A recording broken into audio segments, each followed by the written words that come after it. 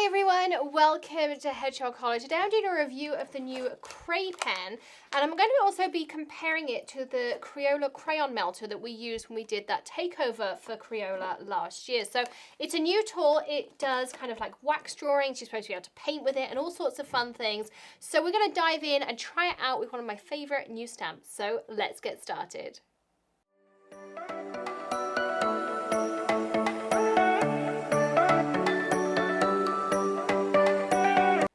So as I mentioned, we're going to talk about the Crey-pen. So this is the Crey-pen. It's from Sure Bonder. I was shopping on their website and I saw this and I thought, well, let's try it out. So we're going to try out some different things. I have had a little bit of a practice beforehand too. And I stamped out this really cool stamp from Picket. So if you haven't seen it already, I think it is super, super cool. It's called Walk, Crawl or Run. I'll link it in the description below for you. But I just loved it. And look how it looks on black cardstock, just in white embossing powder, nothing special. And I just think it pops just like that on a card. I think is gorgeous on its own. So hopefully I don't ruin it too much by adding things on. But the Crey-pen comes, it is outlet based. So this comes with two different nibs. This is the thicker one, this is the finer one. I had to play with it, so I'm going to share some of my findings and things with you. And I'm going to compare it a lot to the Crayon Melter from Crayola. So I used this one last year when we did the Crayola takeover, and you can check out the Crayola playlist on the channel. I made a wooden thing and I made some cards with it. It is really, really cool.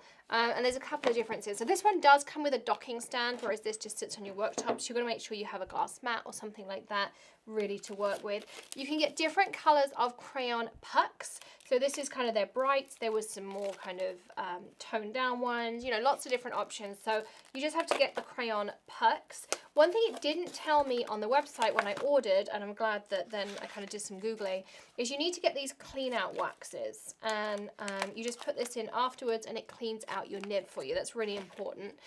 So I've had this plugged in, ready to go for a little while.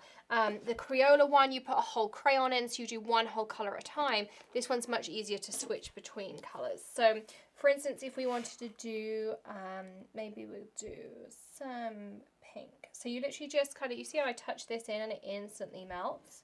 So I'm just going to fill up my little nib here and we can add on some color. So we can go here and it will show up on black, which is really nice too. So I'm just going to add.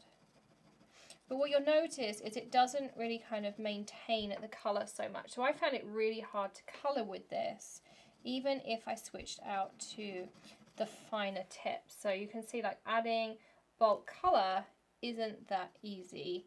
The fun thing is it will create resist. So if you put this down, you drew something out, you could then watercolour around it and it will create some really cool resist. So that's definitely an option. I'm just trying to kind of fill in between some of the embossing powder and things. Whereas with the Crayola one, I found it much easier. It did have only the one nib on it, but I did find it much easier to kind of control the wax, put it where I want it. As I say, switching between colours was harder because you put the whole crayon or a section of the crayon in. So you have to wait for it to, you know, thin out first. Whereas with this, I'm going to just fill out this little area and I'm going to change colour and show you that the changing colour part. So you see I can kind of just do like this sketching. You see that's kind of cool. It does look cool.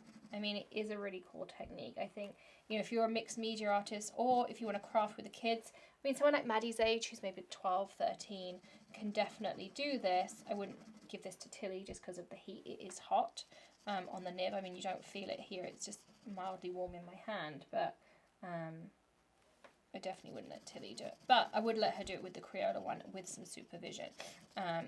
This one has that exposed tip, whereas Crayola doesn't. So just kind of depends what you want to do. So now, say for instance, okay, I'm done with this part of my project. You see the wax also, of course, pops really nicely on the black.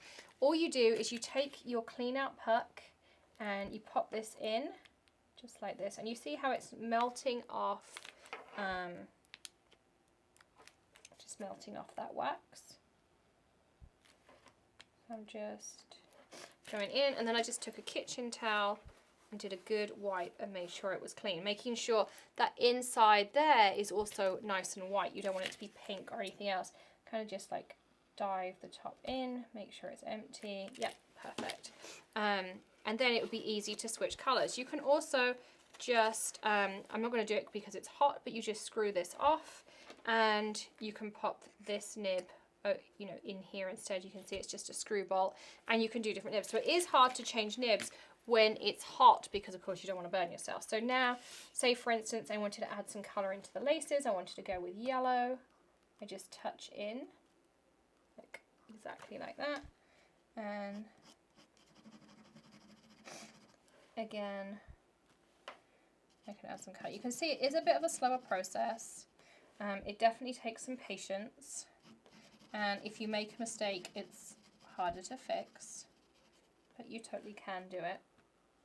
So it's just a fun kind of thing. I think it's definitely more of a mixed media tool. As I say, you can use it for resist.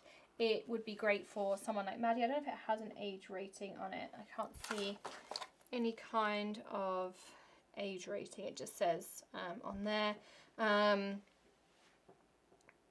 just double checking. So it can go up to 380 degrees. So it's going to get pretty hot.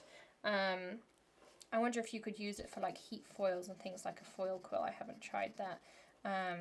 But I do wish it kind of had a nib that was a bit more like a calligraphy nib so that it held a little bit more of like the wax ink. I think that would be a really cool design feature if they could add that. But it's fun. It's a different way to do things. For me, I probably prefer the Crayola overall, just because I have a bit more control. Both girls can use it. I just found it a little bit easier to use, but it's still super cool. I mean, look at that. That's a fun kind of project and technique. You make a fun card for a teenager, tweenager. Again, just clean this out before I go. So I just pop it in my cleaning puck. You can see that it's, you know, distributing some of that wax in there. And then I just make sure I give it a little bit of a wipe too. Keep it nice and clean.